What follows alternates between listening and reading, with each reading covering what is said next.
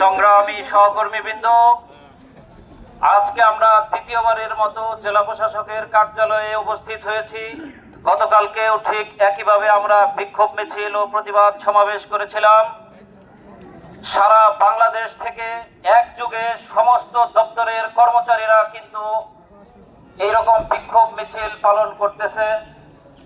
আমাদের বোধগম্য নয় যে তারপরও সরকারের কেন টনক নড়তেছে না। আমরা জাতীয় নির্বাচনকে সামনে রেখে চাচ্ছিলাম না যে কোনো হার্ড লাইনে যেতে, কিন্তু এই অথর্ব উপদেষ্টা পরিষদ মনে হয় আমাদের হার্ড লাইনে যেতে বাধ্য করবে। আমার ভাইরা,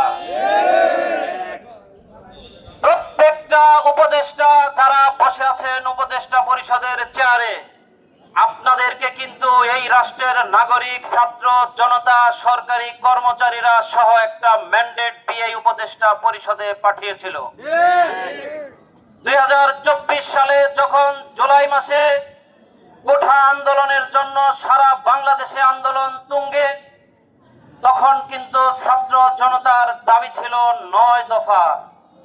সেই 9 দফা তৎকালীন গণতান্ত্রিক সরকার মেনে না নেওয়ার ফলশ্রুতিতে সেই 9 দফা কিন্তু 1 দফায় রূপান্তরিত হয়েছিল।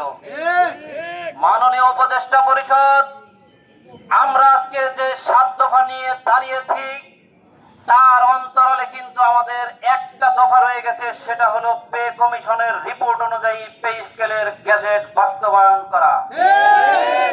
আমরা চাইবো আপনারা আমাদের এই 1 দফা নিয়ে আগামী 6 তারিখে ঢাকায় নেবেন না।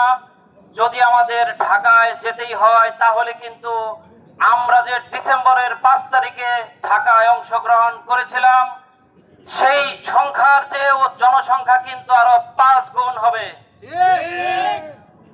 কারণ ইতিমধ্যে আপনারা জানেন যে আমাদের প্রাইমারি স্কুলের যারা সহকারী শিক্ষক ছিল তারা ব্যক্তিগতভাবে একটা আন্দোলনে লিপ্ত ছিল। তারা সেখান থেকে ফিরে এসে আমাদের এই কর্মচারী দাবি আদায় ঐক্য পরিষদের সমস্ত কর্মসূচির সাথে তারা ইতিমধ্যে একাত্মতা পোষণ করেছে। গতকালকে রাত্রে আমাদের ইউনিয়ন পরিষদের হিসাব সহকারী অ্যাসোসিয়েশনের পক্ষ থেকে কেন্দ্রীয় নেতা তাদের সমস্ত কর্মসূচি স্থগিত করে সরকারি কর্মচারী দাবি আদায় ঐক্য পরিষদের যে কর্মসূচি আছে সেই কর্মসূচির সাথে তারাও একত্রতা পোষণ করেছে। আমাদের জজ কোর্ট বিচার বিভাগের ভাইয়েরা সকল কর্মচারী এখন এক ছাতার নিচে এসে সরকারি কর্মচারী দাবি আদায় ঐক্য পরিষদের সাথে একত্রতা পোষণ করেছে। কাজেই উপদেষ্টা পরিষদ, এখন আর আমাদের দুর্বল ভাবার সময় নাই। সরকারের প্রত্যেকটি দপ্তর, প্রত্যেকটি সংস্থা এখন কিন্তু এক ছাতার নিচে। যদি আমাদের আন্দোলন করতে হয় সেই আন্দোলনের ফলাফল কোন দিকে যাবে সেই তাই কিন্তু উপদেষ্টা পরিষদের গ্রহণ করতে হবে। আমরা বলে দিতে চাই, এই উপদেষ্টা পরিষদ গঠিত হয়েছিল বৈষম্য নিরসনের জন্য। উপদেষ্টা পরিষদ, আপনারা এই নীরবতা পালন করবেন সেই কারণে কিন্তু আপনাদের উপদেষ্টা পরিষদে পাঠানো হয় নাই।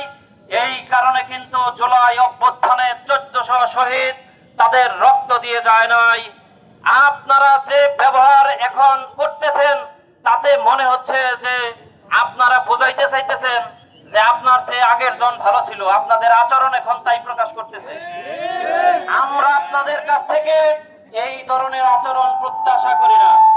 আপনাদের আচরণ যদি স্বৈরাচারের মতোই হয় তাহলে কি কারণে এই 1400 শহীদ জীবন দিল, 25,000-এর উপরে মানুষ পঙ্গুত্ব বরণ করলো, তাহলে তো এসবের কোনো প্রয়োজন ছিল না। স্বৈরাচারের আমলে 2015 সালে আমরা যে পে স্কেল পেয়েছিলাম সেটা ছিল বৈষম্যে ভরপুর। সেই বৈষম্য নিরসনের জন্যই একটা পে কমিশন গঠন হয়েছিল। এই জন্য আমাদের আন্দোলনে নামা লাগতেছে। সেই জন্য আমার ঊর্ধ্বতন কর্তৃপক্ষ সহ উপদেষ্টা পরিষদের প্রত্যেকটা উপদেষ্টার লজ্জা হওয়া উচিত যে সরকারের কর্মচারীরা আজ মাঠে কেন। আমাদের মাঠে থাকার কথা না, আমরা জনগণের সেবা দেওয়ার জন্যই চাকরিতে এসেছি। সেই জনসেবাকে বিঘ্নিত করে আমাদের কেন আন্দোলন করতে হচ্ছে, এই জন্য আমাদের কর্মকর্তাদের লজ্জা হওয়া উচিত আমি মনে করি। আমাদের মাঝে যে আন্দোলনের দাবানল বিস্ফোরিত হয়েছে, এটার বিষ বাষ্প যদি ঢাকায় ছড়াতে না চান, অনতি বিলম্বে সামনে আরো 3টি কার্য দিবস রয়েছে।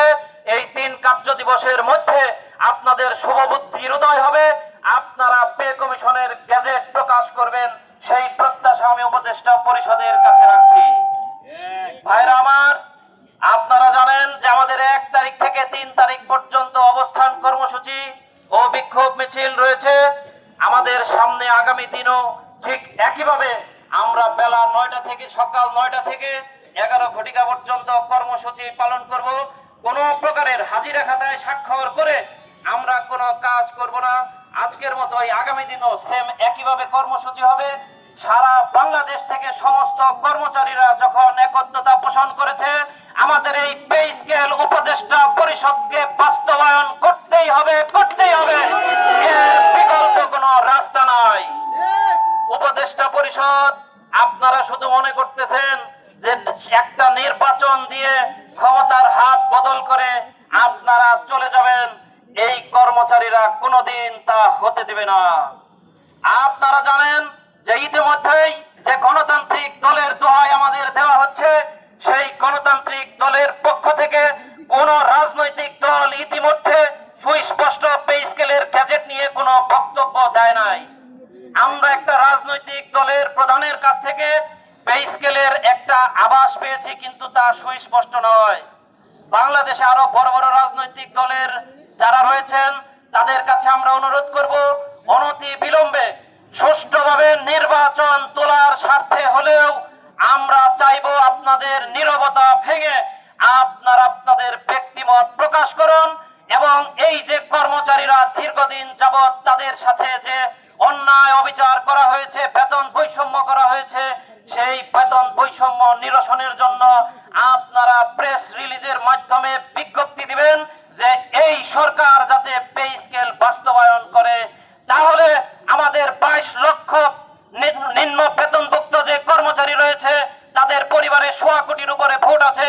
যে রাজনৈতিক দল সরাসরি পে স্কেলের পক্ষে অবস্থান নেবেন, আমাদের ভোট ইনশাআল্লাহ সেই বাক্সের দিকেই যাবে, স্পষ্টভাবে ঘোষণা দিলাম। এর বাইরে আর কোনো রাস্তা খোলা নাই। রাজনৈতিক দল ক্ষমতায় এসে পে স্কেল বাস্তবায়ন করবে, সেই আশায় বসে থেকে লাভ নাই।